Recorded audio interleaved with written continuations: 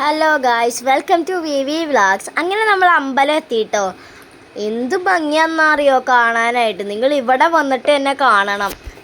ഒരുപാട് കൊത്തുപണികളൊക്കെ ഉള്ള അമ്പലമാണ്. ചുറ്റും മരങ്ങളും നല്ല ഭംഗിയാണ്, നല്ല വ്യൂ ആണ്. നിങ്ങൾ ഇവിടെ വന്ന് തന്നെ അറിയണം.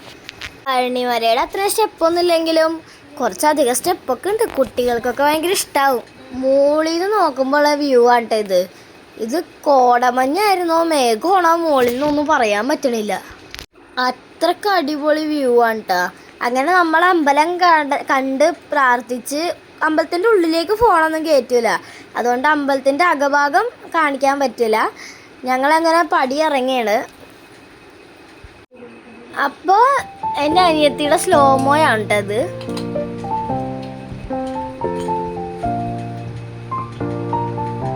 അങ്ങനെ ഞങ്ങൾ കുറച്ച് ഫോട്ടോസൊക്കെ എടുത്ത്.